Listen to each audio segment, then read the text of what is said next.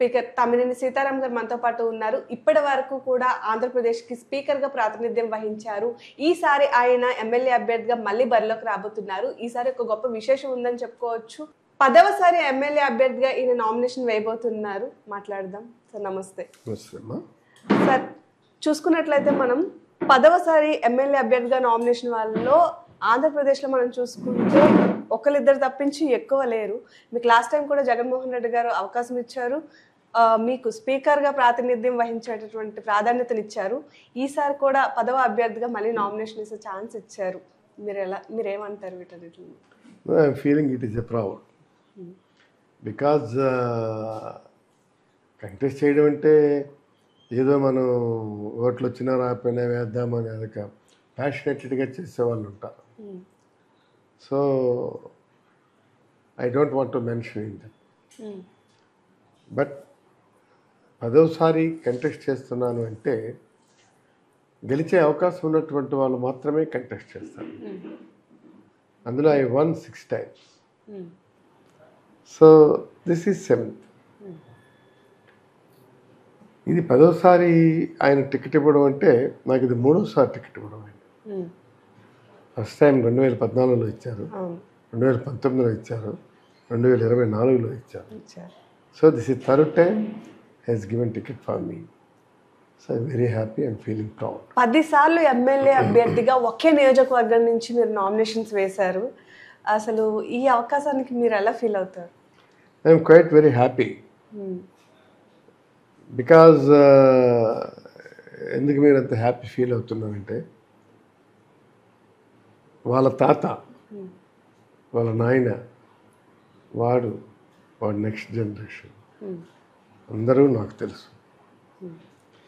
Next generation కొంతమంది of course education పేరుతో ఇతర ప్రాంతాలకు వెళ్ళిపోయినా ఉన్నటువంటి జనరేషన్ వాళ్ళతో నేను ఫెయిల్ అవుతున్నాను. ఈ జనరేషన్ కూడా ఫెయిల్ అవుతున్నాను. So that is my feeling. We are meeting daily different cross section of people. వాళ్ళు ఆ క్రాస్ సెక్షన్ ఆఫ్ పీపుల్ నాతో క్రాస్ అయ్యేటప్పుడు నేను చాలా ఎంథూజియాటిక్గా నేను ఇంటరాక్ట్ అవుతుంటాను. ఏంటి మీ జీవన విధానం ఏంటి, మీరు ఎట్లా వెళ్తారు, మీరు ఏ విధంగా చేస్తారు అన్నట్టు. So it is quite happy to me. Okay, మీ నియోజకవర్గం నుంచి మీకు ప్రత్యర్థిగా బరిలోకి దిగుతున్నటువంటి కూన రవికుమార్, యాక్చువల్లీ చెప్పాలంటే మీ ఇద్దరి మధ్య బంధుత్వం ఉంది. కానీ ఆయన చాలాసార్లు ఇప్పటికీ కూడా చెప్తున్నారు, ప్రచారంలో భాగంగా కూడా చెప్తుంది ఏంటి అంటే ఈ 5 ఏళ్ల పాలనలో స్పీకర్ చేసినటువంటి అవినీతిని అంతటిని కూడా నేను నిలదీస్తాను, బహిరంగంగా చర్చిస్తాను, రమ్మని మీకు సవాల్ విసురుతున్నాను. దీని మీద మీరు సూటిగా ఏం చెప్తారు? నేను సూటిగా చెప్పడానికి ఉంటే కదా corruption practices. We are also one of the major. ఇక్కడ మీరు కూడా ప్లే చేస్తున్నారు కదా. సో దట్ మీరు చెప్పండి ఫలానా ఇది చేశారని. దానికి ఆరోపణలు 100 చేస్తారు సార్, 100 చేస్తారమ్మా. అవి నిజమని చెప్పి రూఢిగా చెప్పగలిగితే, అది నిజమని చెప్పి రూఢిగా చెప్పగలిగితే దాని మీద నేను వస్తాను. దేనికి ఆరోపణలు, దేనికి ఈ ఫేక్ ఎలిగేషన్స్, దేనికి డోంట్ లైక్ ఇట్. ఆ రాజకీయం నాది కాదు. ఆయనలాగా ఇక్కడ పురుషోత్తపురంలో లారీలు దిగబడిపోతే నా మీద ఏం చేశాడు? నా దగ్గర ఉన్నది ఏంటి? నేను ఇసుక్కి ఫోన్ చేయమంటేనే చేయను.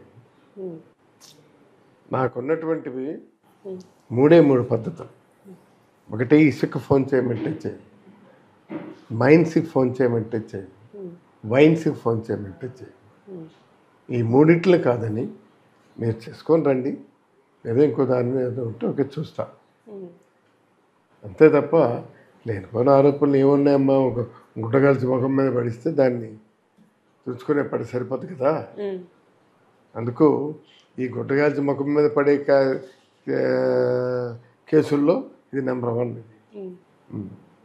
గుడ్డగాల్చి ముఖం మీద పడినట్టు తెలుసు కదా మీకు. అందుకు అలాంటి ఆరోపణలు చేసి మీరు చెప్పండి అంటే నేను నాకు అవసరం లేదు. కరెక్ట్గా చెప్తే నేను చేస్తాను. రైట్. సో జిల్లాలో ప్రతిపక్ష పార్టీకి సంబంధించినటువంటి సీనియర్ నాయకులు గుండా అప్పల్ సూర్యనారాయణ ఫ్యామిలీకి ఈసారి టీడీపీ అయితే టికెట్ కేటాయించకుండా వేరే వ్యక్తికి కేటాయించింది. యాక్చువల్లీ గతంలో మీరిద్దరు కూడా సహమంత్రులుగా కూడా చేశారు. ఒక మంచి స్నేహభావం కూడా మీ ఇద్దరి మధ్య ఉందని చెప్పి అంటూ ఉంటారు. సో వాళ్ళ విషయంలో మీరు ఎలా స్పందిస్తారు? నేను అఫ్కోర్స్ అది పార్టీ వ్యవహారం, వాళ్ళ పార్టీ వ్యవహారం, దాంట్లో స్పందించేందుకు ఏముంది. నిజంగా దిస్ టైం వాళ్ళు ఎవరికి ఇచ్చుకున్నా వాళ్ళ పార్టీ వ్యవహారం, వాళ్ళు ఇచ్చుకున్నారు. అది we will see, wait and see. ఫలితాలు వెండి తెర మీద చూద్దాం. అంటే మీ ఇద్దరి మధ్య ఒక మంచి స్నేహపూర్వక వాతావరణం ఉండేది కదా. స్నేహం ఈజ్ డిఫరెంట్ ఫ్రమ్ పాలిటిక్స్. అది అంటే ఇప్పుడు దాని వలన మీ పార్టీకి లాభం చేకూరడం, అపోజిషన్ వాళ్ళకి నష్టం చేకూరే అవకాశాలు ఏమైనా ఉన్నాయంటారా? ఉంటాయి ఖచ్చితంగా. అవతల అభ్యర్థి శక్తిమంతుడైతే ఇవతల మనం కూడా చాలా సిస్టమేటిక్గా వర్కౌట్ చేసుకుని వెళ్ళాలి. అవతల అభ్యర్థి శక్తిమంతుడు కానప్పుడు ఎంతో కొంత అడ్వాంటేజ్ ఉంటుంది. This is quite common. Okay. So ఇందులో ఏంటంటే ఎంపీ విషయంలో కూడా ఇది చాలా వరకు ఎఫెక్ట్ చూపిస్తుంది, మీ పార్టీకి లాభం చేకూరుస్తుంది అంటున్నారు. దాని మీద ఏమో ఖచ్చితంగా లాభం చూపిస్తుంది, అందులో అనుమానం ఏంటి. అయితే సిచ్యువేషనల్ అడ్వాంటేజెస్ మనం అందిపుచ్చుకోవాలి. అందిపుచ్చుకుని ముందుకు దూసుకుపోతే విజయం మందే. సో 5 ఏళ్ళు కూడా నిత్యం ప్రజల్లోనే ఉన్నారు. ఇప్పుడు ప్రచారంలో భాగంలో కూడా ప్రజల్లోనే ఉంటున్నారు. సో ఈ ప్రజల్లో మీరు ఎప్పుడూ ఉంటారు కాబట్టి ప్రజల నుంచి వచ్చేటటువంటి స్పందన ఎలా ఉంది? అద్భుతంగా ఉంది. చాలామందికి తెలియదు గ్రౌండ్ లెవెల్ ఫ్యాక్ట్స్. నేను గడప గడపకి ప్రతి గడప ఎక్కి దిగాను. సో అందుట్లో వాళ్ళు ఇస్తున్నటువంటి ఎంత కాన్ఫిడెన్స్ అంటే, ఎందుకయ్యా నువ్వు ఇంత తిరుగుతావు, జగన్మోహన్ రెడ్డి అక్కడ గెలుస్తాడు, ఇక్కడ నువ్వు గెలుస్తావు, దేనికి ఇంత శ్రమ పడుతున్నావు? లేదమ్మా, నా డ్యూటీ కదా, ఇది నా బాధ్యత కదా. మీకు ఈ ఎజెండా మొత్తం ఒక ఎజెండా లాంటి పనులు చేశారు అతను. ఆ పనుల్లో మీకు ఏంటంటే సక్రమంగా అందుతున్నాయా లేదా అని అడిగి తెలుసుకోవాల్సిన బాధ్యత మాకు. సో దట్ ఈరోజు మీ దగ్గరికి వచ్చాను నేను. మీరు చెప్తున్నారు, చాలా స్పష్టంగా వాళ్ళకి చెప్పడం జరిగింది. అంటే సాధారణంగా ఈ 5 ఏళ్లలో కూడా వైసీపీ ప్రభుత్వం సంక్షేమానికి పెద్దపీట వేసింది, కానీ అభివృద్ధిని పట్టించుకోలేదు అనే ఎలిగేషన్స్ చాలా వరకు వస్తున్నాయి. ఎలా పట్టించుకోలేదు? ఇవాళ ఊళ్ళో సమపాలనలో చేశాం. ఇవాళ ఏ గ్రామం వెళ్ళినా ఇక్కడ సచివాలయం ఉంది, రైతు భరోసా, వెల్నెస్ సెంటర్ ఉంది, మిల్క్ సెంటర్స్ ఉన్నాయి. ఇవన్నీ డెవలప్మెంట్ కదా. It is not development. తర్వాత రెండవది, ప్రతి ఇంటికి మేము జలజీవన్ మిషన్ వేసాం. కోర్స్ జలజీవన్ మిషన్ ఒక రోజుతో అయిపోవాల్సింది కాదు, ఇట్ టేక్స్ టైం. సో అవి ఇంకా అవుతూనే ఉన్నాయి. నేను అనేది ఇవి అభివృద్ధి కదా, దీన్ని అభివృద్ధి చేయడం అన్నట్టు కదా. ఇవాళ మన గ్రామంలో గ్రామ సచివాలయం, ఆ సచివాలయంలో ప్రతి ఇంటికి ప్రతి 50 ఇళ్లకు కలిపి ఒక వాలంటీర్ని వేసాం, సేవలు అందించమని. ఎక్సలెంట్ సేవలు. అది కాదా? అలాగే నాడు నేడు స్కూల్స్ ఉన్నాయి, హాస్పిటల్స్ చాలా ఉన్నాయి. ఇలాంటివన్నీ చెప్పుకుంటూ పోతే వాళ్ళు ఎక్కడ ముఖం పెట్టుకుంటారు? అభివృద్ధి అంటే ఏంటి? అభివృద్ధి అంటే ఏంటమ్మా? అభివృద్ధి అంటే వీళ్ళు చేసినటువంటిదేనా అభివృద్ధి అంటే? ఇవాళ ఎన్ని మెడికల్ కాలేజీలు ఇచ్చాం. ఇక్కడ మనం ఎప్పుడు కానించో అనుకుంటున్నాం మనం, ఏది మన పోర్ట్. ఇవాళ పోర్టు పనులు కొనసాగుతున్నాయి, హార్బర్ వర్క్స్ సాగుతున్నాయి, అలాగే ఎయిర్పోర్టు భోగాపురం. ఎన్ని చేస్తున్నాం? ఇవన్నీ వస్తారా చర్చకు? వాళ్ళు they will come to a common platform. దేని మీద వస్తారు చర్చకు? So we have done a lot. దాన్ని చెప్పుకోవడానికి మేము సిద్ధంగా ఉన్నాం. ఇవాళ ఎక్కడే తీసుకో, ఆంధ్రవలసలో తీసుకో, ఎన్ని చేశాను. ఇక్కడ సరుబుజ్జిలి తెలుసు మీకు, వెటర్నరీ కాలేజ్, అలాగే బూర్జా మీకు పెద్దపేట అగ్రికల్చర్ రీసెర్చ్ సెంటర్ తెచ్చారు. అలాగే మనకి సరబుజ్జులు మన పొందూరు వెళ్తే 2 కాలేజీలు తెచ్చారు. ఒకటి డిగ్రీ కాలేజ్, ఒకటి మహాత్మా జ్యోతిరావు పూలే, రెండోది ఏదది మన దీంట్లో కూడా తెచ్చాను. ఇక్కడ కాలేజ్ ఇప్పుడు ఆల్రెడీ ఉంది కదా. కానీ మీ నియోజకవర్గానికి చూసుకున్నట్లయితే ఇక్కడ ఇప్పటి వరకు ఎంపీసీ బైపీసీ గ్రూపులు లేవు, ఇప్పటికీ కూడా ఆర్ట్స్ గ్రూపులే కొనసాగుతున్నాయి. ఎంపీసీ లేదు. ఆమ్దాల్వల్స్ డిగ్రీ కాలేజ్, ఆమ్దాల్వల్స్ డిగ్రీ కాలేజీలో లేదంటే దానికి నేను ఆయనకి లెటర్ రాసి పెట్టాను, ఇస్తున్నాను సార్ అన్నాడు మొన్నే. సో దట్ ఈస్ దేర్, ప్రాసెస్లో ఉంది, దట్ ఈజ్ ఇన్ ప్రాసెస్. కాబట్టి నేను ఇక్కడ తెచ్చాను మహాత్మా జ్యోతిరావు పూలే కాలేజ్ తెచ్చాను, మీకు తెలుసు. స్కూల్ తెచ్చాను, మీకు తెలుసు. అలాగే ఇక్కడ స్టేడియంలు తెచ్చాను, అక్కడ క్రికెట్ స్టేడియం. అలాగే మరి ఇక్కడ మన ఈ స్టేడియం జనరల్ స్టేడియం తెచ్చాం. తర్వాత గవర్నమెంట్ ఐటీఐ తెచ్చాను, గవర్నమెంట్ ఐటీఐ మొన్న తెచ్చాను. దీన్ని ఏమంటారు? ఇది డెవలప్మెంట్ కాదా? వాళ్ళకి కనిపించడం లేదా, వినిపించడం లేదా? ఏంటి వాట్ దే వాంట్? ఏ విధమైనటువంటి డెవలప్మెంట్ కావాలి? Sustainable development we have done. Balasalarevu bridge తెచ్చాం. తర్వాత మరి ఇక్కడ మన పొందూరు ఇది శ్రీరాములు నాయుడు గారు టైంలో తెచ్చారు. సెకండ్ ఫేజ్ ఆఫ్ మధ్యవలస తెచ్చారు, అది ఇప్పుడు నడుస్తోంది. అలాగే బలసలరేవు తెచ్చాం. అలాగే ఇవాళ రేపో మాపో గోడ పెడుతున్నారు కదా, ఆంధ్రావలస శ్రీకాకుళం రోడ్డు ఆగిపోయింది, ఇదేంటిది ఈ పని అని. అవును, అది ఆగిపోవడానికి కారణం అంతకుముందు చేసింది ఎవరు? అంతకుముందు రోడ్డు ఇలాగే ఉండిందా? చెప్పండి. మీరు అప్పుడు కూడా ఈ రోడ్డు మీద వెళ్ళారు కదా, వాళ్ళ పాపం ఉంది కదా. అయితే ఈవేళ దానికి కూడా క్లియర్ అయిపోయింది. యాక్చువల్లీ ఆమ్దల్వలస శ్రీకాకుళం ఈ రెండింటిని కలిపినటువంటి రోడ్డు మీ గెలుపుకి ఒక సోఫార్మ్ అనే చెప్పుకోవచ్చు. మీరు ఓడినా గెలిచిన రోడ్డు వరకు చాలా వరకు కనెక్టివిటీ ఉందని చెప్పుకోవచ్చు. అలాంటి రోడ్డు ఇప్పుడు ఆల్రెడీ ఎలక్షన్స్ కోడ్ కూడా మనకు అమలైపోయింది. ఇప్పటి వరకు రోడ్ కంప్లీట్ కాలేదు. కోడ్ అమలైపోయింది అంటే ఏంటి? It's ongoing work. ఎలక్షన్స్ వెళ్ళేలోనే ఈ రోడ్ కంప్లీట్ చేసేస్తారు. అనుమానం ఎందుకు మీకు? మాకు 2-3 రోజుల్లో జీవో వచ్చేస్తుంది. ఓకే, ఎందుకు లేట్ అయిందంటారు ఇంతవరకు రోడ్? ఇవి ఫైనాన్షియల్ క్లియరెన్సెస్. మొత్తం ఎంత 14,000 చిల్లర అనుకుంటాను, 14 కోట్ల అవి తెచ్చాయి. 2-3 డేస్లో ఆర్డర్ వస్తుంది. వస్తే రేపు స్టార్ట్ చేస్తారు అది. ఓకే, సో ఎలక్షన్స్కి వెళ్ళేలో కూడా డెఫినెట్లీ రోడ్ అనేది కంప్లీట్ అవుతుంది. మరి ఇంత కష్టపడి పనిచేస్తుంటే, ఇంత కష్టపడి జీవోలు తెస్తుంటే ఏమీ చేయలేదంటే డెవలప్మెంట్ అంటే చెప్పనండి. Let them come to a common dais. ఇవాళ అక్కడ మన ఇది ఉంది, మన నారాయణపురం ఉంది, right and left main canals ఎలా చేశానో చూడమనండి. 2 వైపులు కూడా మనం సిమెంట్ టోస్ వేస్ట్ చేసామే. డెవలప్మెంట్ జరగడం లేదు అంటే ఎక్కడ జరగడం లేదు.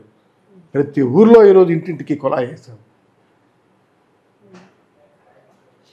అన్ని వచ్చాయి కానీ ఫ్యాక్టరీలు లేవు, ఉద్యోగాలు లేవు, యువతకి జాబ్లు ఇవ్వట్లేదు అంటున్నారు. జాబులు ఇవ్వట్లేదు. వాళ్ళు జాబులు ఇచ్చారా? ఇంటింటికి ఉద్యోగం ఇస్తామన్నాడు, ఇచ్చాడా వెదవా? వాళ్ళు ఇట్లించాడు, తిరిగి వేస్తే మడత పెడితే ఊరుకుంటామనుకున్నారా? ఇక్కడ ఫ్యాక్టరీది ఇవాళ ఏం చేశారు? క్లోజ్ చేశాడు తెలుసా?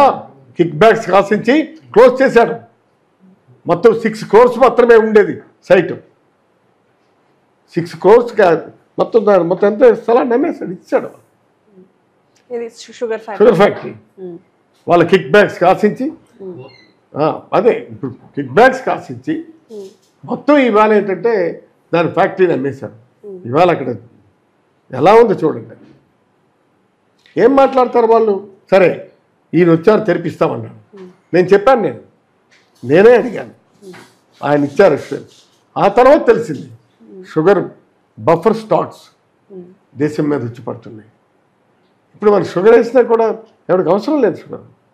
మరి షుగర్ ఫ్యాక్టరీ నేను తెరిపిస్తామన్నా కూడా ఎవరికి అవసరం లేదు. మొత్తం బఫర్ సైజ్ ఆఫ్ స్టాక్స్ వచ్చి పడిపోతున్నాయి. ఇవాళ చోడవరం తెరిపించారు. మళ్ళీ వెంటనే మూతపడింది. చోడవరం తెరిపించారు, మళ్ళీ ఏమిటంటే అది మూతపడింది. కాబట్టి ఇవన్నీ కూడా ఏమిటంటే మన ప్లీజ్ నేను అంటున్నటువంటిది మనకి ఈరోజు ఇక్కడ ఉన్నటువంటి పరిస్థితుల్లో షుగర్ ఫ్యాక్టరీ మనకు అవసరం లేదు. అందుకే దానికి బదులుగా మేము ఈరోజు తెస్తున్నటువంటిది ఫుడ్ ఇండస్ట్రీ, ఫుడ్ ప్రాసెసింగ్ ఇండస్ట్రీకి ప్రతిపాదనలు అన్నీ తయారవుతున్నాయి. నెక్స్ట్ గవర్నమెంట్లో మొట్టమొదట ఫౌండేషన్ వేసేది ఇక్కడే. అయితే అది పూర్తయిన తర్వాత చెప్దామని నాకు ఒక అలవాటు ఉందమ్మా. ఏది కూడా అర్ధరాత్రి పూట తీసుకొని వెళ్ళి రాళ్ళు ఎత్తేసి ఏవి రోడ్లు అయినాయని చెప్పేసి రాళ్ళు వేసాం కదా చుట్టూ, ఆ విధంగా వేయడం నాకు అలవాట్లేదు.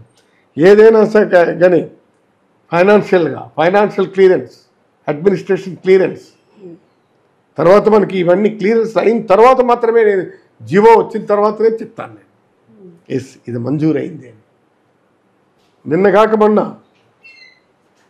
ముందులో సరే మన కోడ్ ఇదైపోతున్నప్పుడు ఇమీడియట్గా మేఘాల మీద మనకు ఒక జీవో రిలీజ్ అయింది. ఏంటది?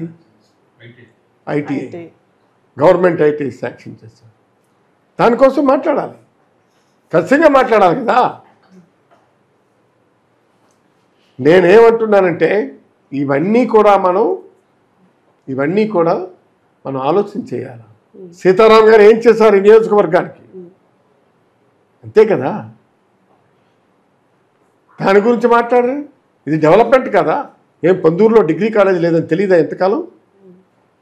ఆయన మండలం కదా, ఆయన ఎందుకు తేలేదు? గవర్నమెంట్ కాదా? 14 ఏళ్ళ అధికారంలో ఉన్నారు కదా. ఏం తెచ్చాడు పొందూరుకి డిగ్రీ కాలేజ్? ఇవాళ పొందూరు డిగ్రీ కాలేజ్, అలాగే ఇప్పుడు ఉన్నటువంటి ప్రజెంట్ ఉన్నటువంటి మన హై స్కూల్స్, జూనియర్ కాలేజ్, వాటన్నిటికీ నాడు నేడులో అద్భుతమైనటువంటి ప్రమోషన్స్ ఇచ్చాం చూడమనండి. అలాగే ఇప్పుడు అక్కడ మన హాస్పిటల్ కడుతున్నాం, హాస్పిటల్ కన్స్ట్రక్షన్ పూర్తి అయిపోవచ్చింది, అయినా మేము ఓపెనింగ్ చేయలేదు. దాన్ని వెళ్ళి చూడమనండి, చూసి మాట్లాడమనండి, అంతే తప్ప లేనిపోయిన మాటలు చెప్పడం మాకు అలవాట్లేదు. ఇవాళ ఇక్కడ మన ఇది రాపాక గడ్డ మీదను, రాపాక కొండ మీదను మనం 50 crores మొత్తం ఇవాళ నీళ్ళు విడిచిపెట్టి పంపింగ్ కార్యక్రమం చేస్తున్నాం.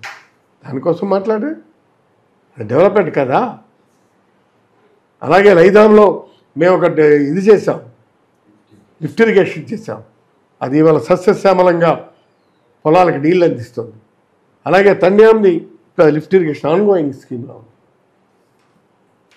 ఇవాళ తన్యాం లాంటి కొండ మీద ఉన్నటువంటి గ్రామాలకి మేము నీళ్ళు అందించాం, నీళ్ళు ఈరోజు ఇస్తున్నాం. రమ్మనమనండి, ఎక్కడికి ఏదైనా చర్చకు వస్తారో రమ్మనమనండి. వీడానా అవినీతి మీద మాట్లాడేది రమ్మ, ఆయన ఆరోపిస్తూ తగ్గేదేలే, ఇవన్నీ తగ్గేదేలే, ఇవి అన్నీ నాకు తెలుసులే అమ్మా. దేనికది అంతాను.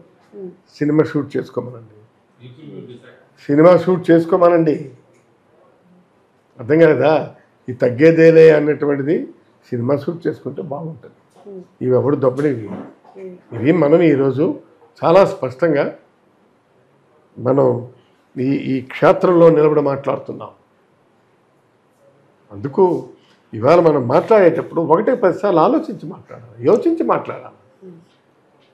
నాకు నోరుంది కదా నేను ఏది పడితే అది మాట్లాడతానంటే ఎట్లా? తప్పు కదా.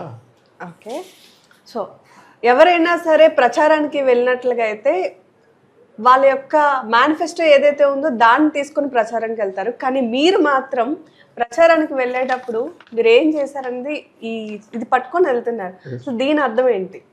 దీని అర్థం ఏమో మేము చేసిందే చెప్పాము, చెప్పిందే చేసాము, చేసింది చెప్పాము. కాబట్టి ఇది జవాబుదారీ ప్రభుత్వం కనుక మీకు మేమేం చెప్పామో అది చేసాము.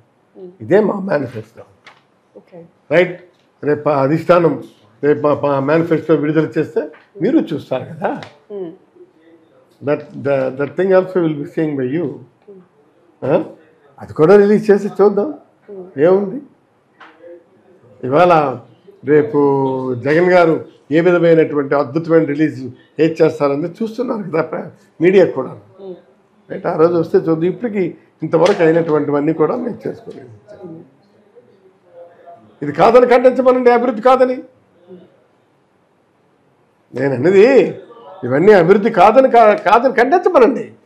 నేను ధైర్యంగా ఒక పాంఫ్లెట్ వేశాను. నేను ఈ 5 ఏళ్ళలో నేను చేసినటువంటి డెవలప్మెంట్ ఇది అని, ఇది కాదు అని చెప్పి ఖండించి పాంఫ్లెట్ వేయమనండి. మీరు ప్రాతినిధ్యం వహించిన ఆంధ్రవలస నియోజకవర్గం మొదటి నుంచి కూడా అన్ని పార్టీలకి ఒక సెంటిమెంటల్ నియోజకవర్గం అని చెప్పుకోవచ్చు. ఎందుకంటే ఇక్కడ ఎవరు గెలిచి ఎమ్మెల్యే గెలుస్తాను, ఇక్కడ గవర్నమెంట్ వస్తా, జగన్ గారు సీఎం అవుతారు, రాసుకోండి. ఇప్పుడే రాసేమంటారు. Yes, I'm going to win, Jagan will form the government there. Okay, మీరు విన్ అవుతాను అంటున్నారు. ఓకే, అంటే ఇక్కడ ఒకవేళ మీరు విన్ అయితే డెఫినెట్లీ అధిష్టానంలో మీ పార్టీ అక్కడ అధినేతగా ఉంటారు. అది మొదటి నుంచి వస్తున్న సెంటిమెంట్. ఏ పార్టీ గెలిచినా ఎమ్మెల్యేగా అక్కడ సేమ్ అదే పార్టీ అధికారంలోకి వస్తుంది అని.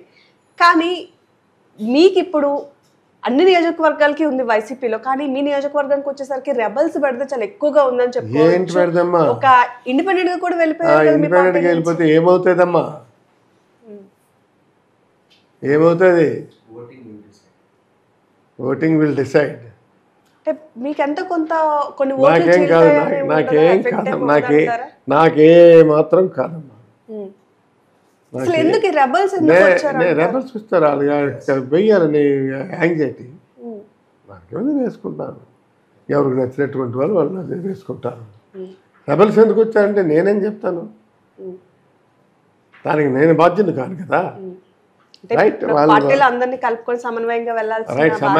సమన్వయం చేయాల్సినటువంటి బాధ్యత ఉంది కనుక నేను సమన్వయంగా వెళ్ళాను.